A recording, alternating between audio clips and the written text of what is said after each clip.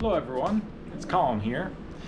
This is the 1985 Honda Magna, and today we're going to be replacing the Speedo drive gear. This is a fairly common failure on bikes of this age, and if you've been riding and suddenly saw your Speedo go to zero, it's likely this is the cause. So let's get to it. To do this job, you're going to need a few things. You will need a jack of some kind to lift the front wheel of the bike off the ground. You will need a small flat blade screwdriver to lift up the accessory cap, or the chrome cap, a regular Phillips head or even flathead for spacing out the brake pads is also quite useful. You will need a regular ratchet and a HW6 Allen head socket for it, and a 17mm standard socket. You will also need a torque wrench with a range on the order of 45 to 15 foot-pounds. The first thing we want to do before we put the bike on a jack is to loosen the pinch bolt and axle nut so the tire and the pressure on the tire can hold everything in place for us. So first, go ahead and take your little flat blade screwdriver and lift up the little aesthetic cap that is on these, assuming you've still got yours. There we go. Then you're going to use your, what is this, H6 Allen head and a ratchet to loosen the pinch bolt.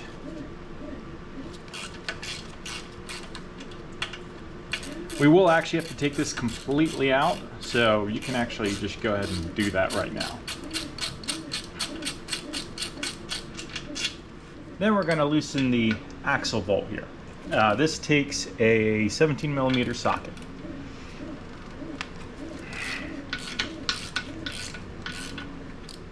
Next, we're going to put the bike on a jack to lift up the front wheel. This process will vary a little bit depending on what kind of jack you have, but I've got a screw jack here, and I'll be using those two front frame portions to push against. But regardless of how you're doing it, make sure you chalk your rear wheel and put the bike in gear before you start.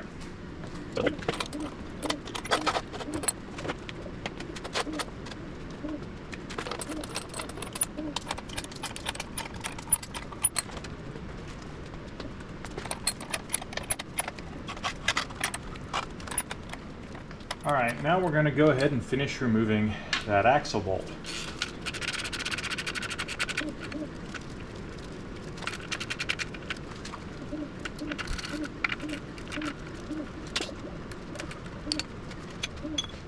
With the wheel off, we can simply pull the Speedo and swivel it down here and tap out the no longer functional Speedo gear.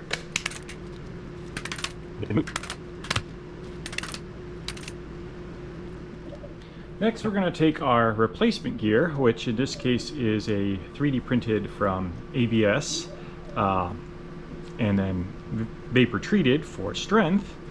Model courtesy of Mr. Absalom Jackdaw, who posted about this in the V4 Magna forum, and then put a model for it, or several models, on the on Thingiverse, which is nice because it saved me from having to model it myself. And helical gears are not trivial to model. But anyway, so take your new 3D printed part, or if you've managed to find a OEM nylon plastic lying around somewhere, and grease it up. Then put it right back in to the Speedo drive gear with the tabs pointing outwards. A quick aside on part fitment. Originally, I didn't go with the replacement gear approach. I attempted to replace the entire drive unit. Unfortunately, there seems to be a lot of Honda aftermarket units that are advertised as being able to fit the Magna, and you know, they do fit the part on here, and they do fit the cable connection, but they're slightly different in diameter, and they end up with the positioning of the Speedo cable being in wrong place and rubbing on the brake rotor, which is obviously not going to work. So I actually attempted to install one of those first and then didn't have any luck. So I went with this 3D printed new gear approach. You can test to make sure the gear fits, whether you've printed one or purchased an nylon one from Honda, by unscrewing the Speedo cable from the drive unit, holding it here, and then rotating it around the wheel. You should see the little the flat blade here on the drive unit rotating as you rotate it around the wheel. If it doesn't, then the plastic piece you've purchased isn't fitting correctly.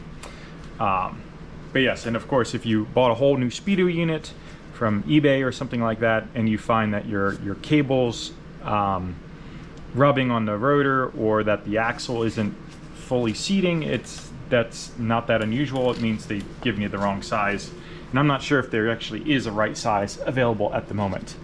So, which is why I went to this route. I didn't want to try 800 parts and be doing this many times over. Anyway, with that aside done, we can put the Speedo drive unit back in and then put it back on the axle.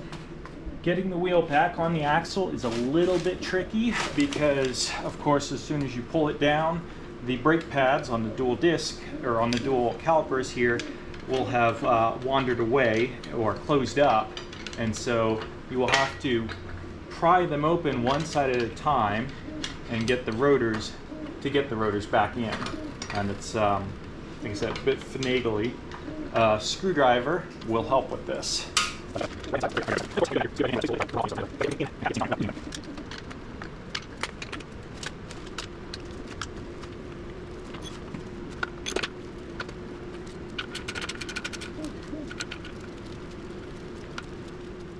Before we go tightening everything down, we want to make sure we've got things right. On the Speedo drive here, there's that little aluminum tab. I don't know if you can see it, but it needs to sit behind the matching aluminum tab that's on that front left fork. If it's in front, you're going to have problems. And then, of course, for the cable, which you can't really see from this angle, but you want to make sure the cable is not getting scraped or touched by the brake rotor, which you would at least hear from this angle, even if you can't see it, before you go and tighten things up, because if it is scraping on the rotor, it's not going to last very long on the highway. Okay, with our front axle loosely installed, we are now going to lower the bike back onto the ground so we can torque things down. Okay, now we're going to re-torque our front axle. First we'll do the axle nut, which is to be torqued to 44 foot-pounds. Then we'll do the pinch bolt, which is to be torqued to 15 foot-pounds. And of course we'll use our torque wrench to do that.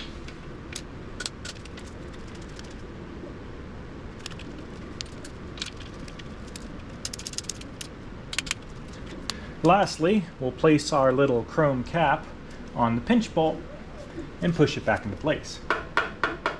Before you go for a ride, make sure you go and pump the brake lever a few times to get those pads back reset on the rotor where they belong. Otherwise, the first time you hit the brakes, you may not have any.